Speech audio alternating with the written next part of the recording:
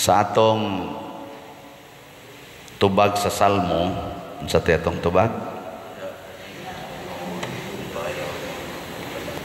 diha kanimo Dios ko, gibutang ko ang akong pagsalig. Mao ba ni ang inyong kisulti karong buntag ngadto sa Ginoo? Hay may inyong kisaligan karon para makakaon mo ang Ginoo o ang inyong paningkamot? Bantay ha. Angayan bang musalig tas Ginoo?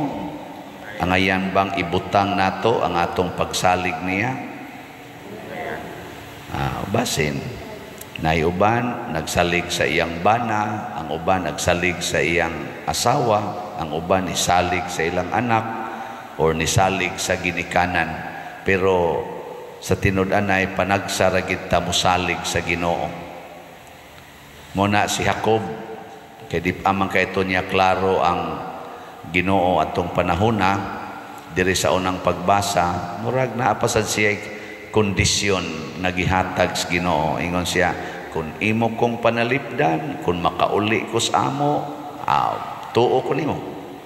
Kung tumano nimo ang akong mga plano, tuo ko nimo. Mao ni ang atong gitawag og level sa pagtuo. Kanabang conditional. Basta Lord, makapasar ko exam, tuo gyud ko nimo. Ana.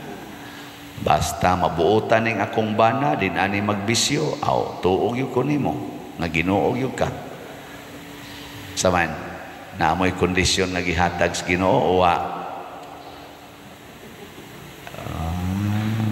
ay klaro.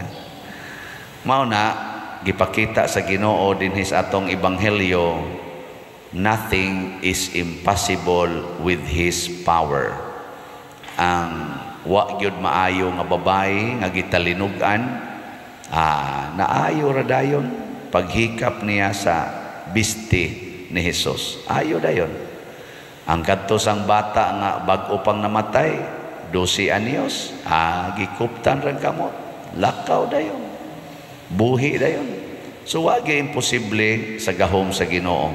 Muna tungod aning gipakita unta ni Hesus, angayan gid unta ta nga motuo bisan unsa pay iyang isulti. Pero unsa may nahitabo, gisupak siya, gipatay pagani. Nganong mo man nahitabo? Gilingi ako ng imong tupad pangutan ay na. Ngano bitaw no? Ana. Unsa kay rason? Iya naman untang gipakita nga ang tanan niyang gibuhat maayo, ang kinabuhi iyang ibalik, ang mga sakit mawagtang, hasta pagani ang ilang mga diferensya sa ilang panglawas, sama ng buta, makakita, bungol, makadungog, amang, makasulti, bakol, makalakaw. Pero gisupak gihapon. Unya gipatay pag yun. Ngano ka? Hoy, hibaw mo? Ako, asa kay ko kahibaw, pero ako raning gibana-bana. Tungod kay, muingon manggod siya, usba ang imong kinaiya, ipahaom sa ako, diha dapita ang ato. Kay nga to, kita mga tao, ganahan kitang mo pahimos, kanabang siya maoy muhatag sa atong ikinahanglan, pero muingon na siya na kinahanglan ko ani, din ata muhatag, mga daw manggod ta. Pananglitan, moingon ang Ginoo, palit mog slat, tagaan ti kag kalipay, palit mo dili. Dawa, di ba kon-oko na. So, sige lang sa tagpalit, mahurot sa natong kwarta. Pero ang ibaw sa Ginoo ni mo kalipay, niya magsikag Ginoo in taon mo hunong na unta nisbisyo ang akong bana kay naguul nagyug kay ko ani. Yang Ginoo ayaw pagsigampo ana, palit og slat, di ba malipay ka bisag magsigi pa naghubog-hubog imong bana. Bisag mangabit pa na imong bana, palit ra og slat, di ba malipay ka. Nabitay na ingon ako ni text ba, ingon din siya nga, padir pirmi gyong apiki akong budget, puslan mang pirming apiki, may pagmopalit og slat nako kana mo na sakto tanawa, di ba wa na jud kay budget. Okay mo magipalit og slat, pero malipayon ka. Karon mangutkot man kasi imong guol man kay kang wa kay ikapalit og pagkaon or sudan, pero ipalit og slat di ba bisag wa kay sudan malipayon ka, bisag wa pa kay bugas malipayon ka. Bihay may importante daghan kag bugas nya bugat imong gibati, mas bugat pa sa usa ka sakong bugas.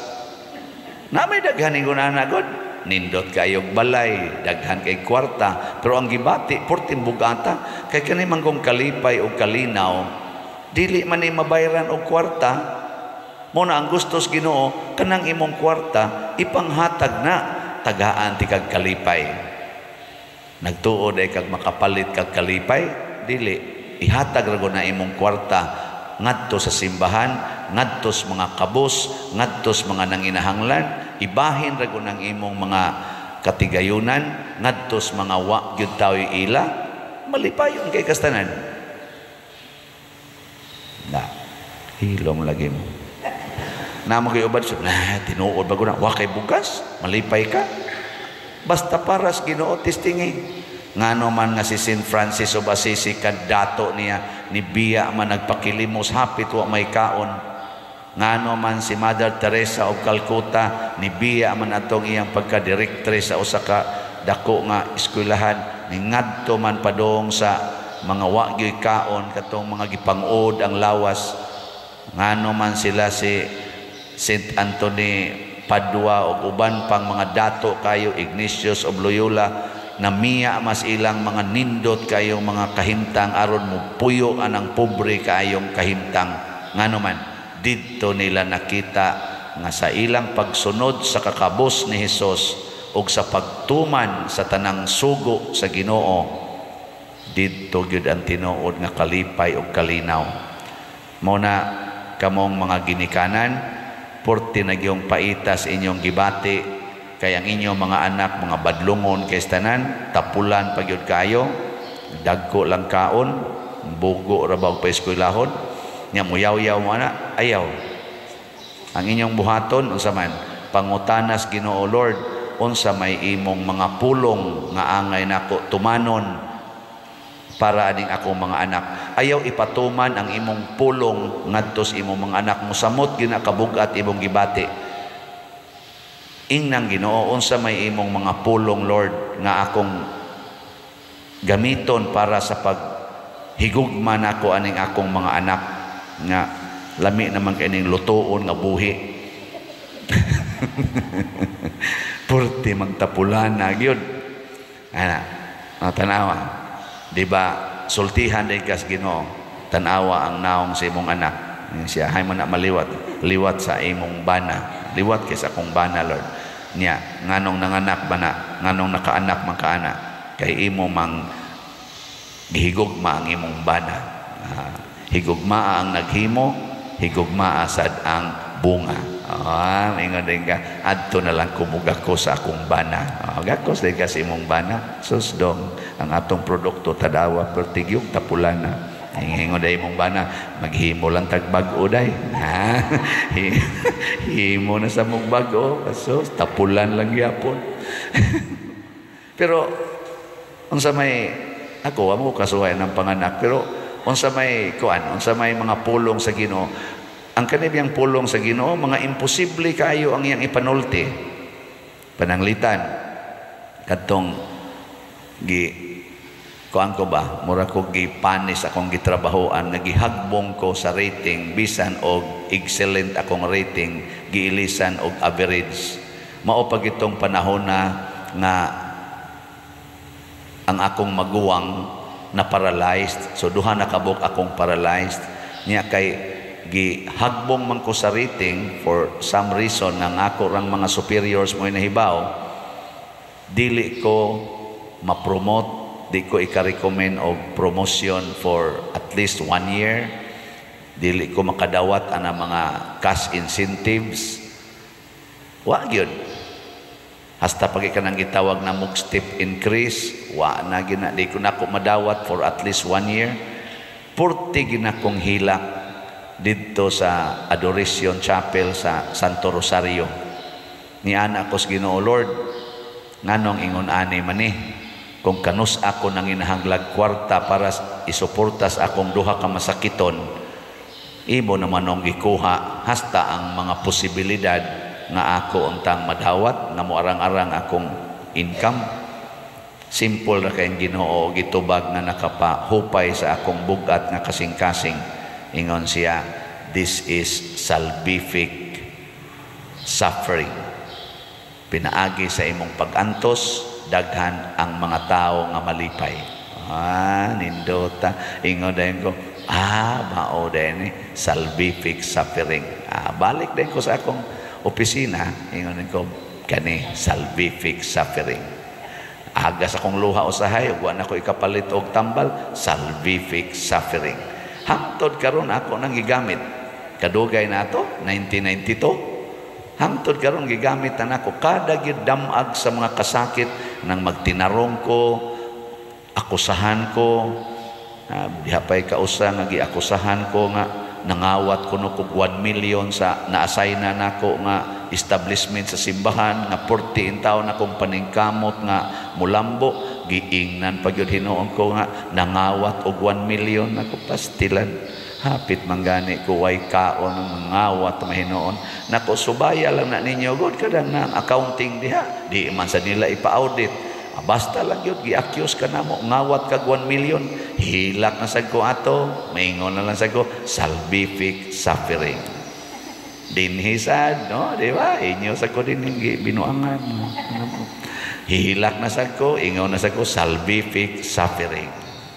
Kada ginakusulti ani muluag akong dughan, assign kong prisuhan, partisan akong guula ato nganong gihimo ra kong guest priest nga sus na ko nganon taong guest or resident priest ramang ko nga ni amang ko kanang word nga resident priest gisakitan gyud kay ko ana unya gi assign pa kog prisuhan nga wa na gid itay kolekta ana pertigyon na kong murag naguol ko ba pero niingon na sa ko salvific suffering. Di ba murag imposible kayo? Kisa ko ganahan na. Pero nakahupay na ako. Kay mausad to'y nakita sa Ginoo nga gikinhanglan sa akong kasing-kasing. Wa ko dagmahay, wa ko naglagot sa mga tao nga na-involve sa akong kasakit hangtod karon. In fact, nakaingon ko, salamat Ginoo nga imo kong gitagaan atong maong mga okasyon. Wa tingali tutuyua atong mga tawhana nga ila kong pasakitan, ila lang gi-address ang sitwasyon niya ako lay murag na igo. Mo na ningon ko salvific suffering. So kanang tamparuson ka sa imong bana, ing naragod salvific suffering. Di ba? Kanang mangabit ang imong asawa, ing na salvific suffering. Libakon ka sa imong igsuon mismo nga ikaw pag nagtabang ana niya tong batanon pa na nya karon libak-libako na ka, daot-daoto na ka, ikiha pa ka, salvific suffering. Biyaan ka sa imong bana kay nangabit naglain ang sa isulti iring-iring. Salvific iring-iring. Salvific suffering ka nang atong mga kasakit ba?